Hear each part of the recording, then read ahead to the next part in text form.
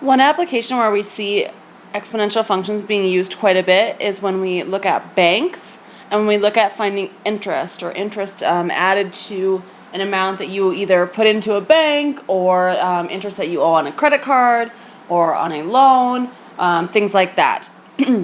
We are going to learn two interest formulas in this unit.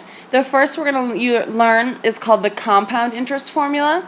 This is our compound interest formula here. So our amount after some amount of time, so the amount that we have in our account or the amount that we owe is going to be equal to our principal amount. If you're not sure what principal means, principal amount means the amount that is originally put into the account or the amount that is originally borrowed or amount that is originally paid. But it's our original amount, so if you need to add that into your notes, please do. And then here inside our parentheses, we have 1 plus r over n. R is going to be our annual interest rate. Our interest rate must always be written as a decimal. We always, when we do math, work with decimals, not percents. So if you're told your interest rate is 1.2%, then we're going to use the number 0.012%. Remember, to change a percent to a decimal, you move the decimal twice.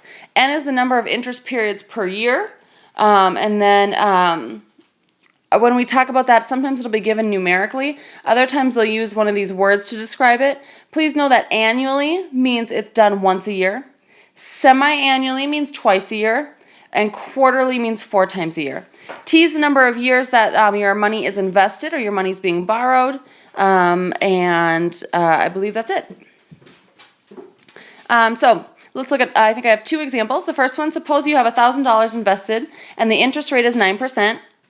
It's compounded monthly. Find the new amount of principal after 5 years and after 15 years. Then illustrate this graphically. All right, so I'm going to go ahead and pull out all my important information. So I see that I have $1,000 initially invested, so that's my P. Let's see, I have an interest rate of 9%, so my R is going to be 9%, which again, written as a decimal is 0.09, because we move the decimal twice. It's compounded monthly, so remember N is the number of interest periods per year. So if it's compounded monthly, that means it's compounded 12 times per year. And I'm going to do T equals 5, and then I'll do T equals 15. So I'm going to go ahead and plug it into my formula, and I'm going to say A equals 1,000 times 1 plus 0.09 over N, and again being 12, all raised to the 12 times 5. From here, I can put it in my calculator. I have 2 options when it comes time to put it in my calculator. I can either put parentheses around this and put it all into my calculator at once, or I can take one more step and say, I know that that is 60, and then put that in my calculator. After I put that into my calculator, it's going to give me $1,565.68. We will always, with money, round to the hundredths place.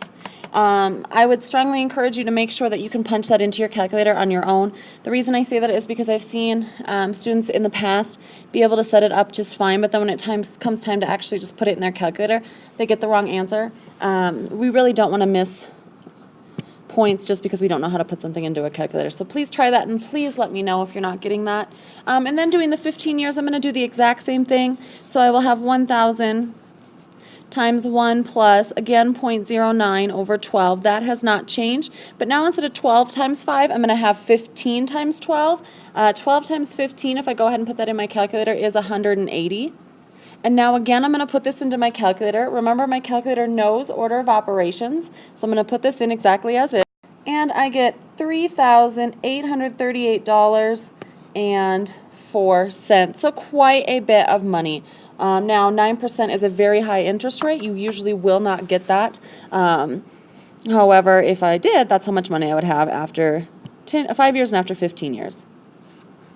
I'm going to go ahead and look at the second and final example. How much would you need to invest in an account with an interest rate of 3.5%, compounded semi-annually, to have $1,800 after 5 years? So I want to point out that it's asking me how much would I need to invest. So it's asking me to find out what is my P. So my P is not known. However, I do know my interest rate is 3 0.5%, changing that to a decimal to get rid of the percent, I move it 2 places to the left, giving me 0.35. I see that it's my n, my number of times it's compounded. Since it's semi-annually, remember as I discussed before, that means twice a year. I'm going to put it in there for 5 years, and the amount that I will have after those 5 years is $1,800. Plugging this into my formula, I'm going to get 1,800 equals my P times 1 plus 0.035 over 2 to the 2 times 5 power. Well, I'm going to go ahead and change that to 10.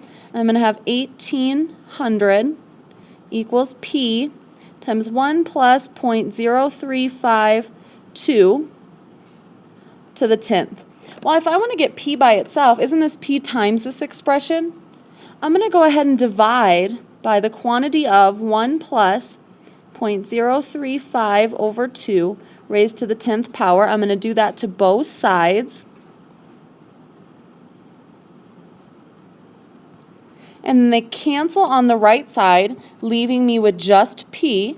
I'm going to go ahead and put this quantity into my calculator, remembering to put it in exactly as I have it written with the parentheses.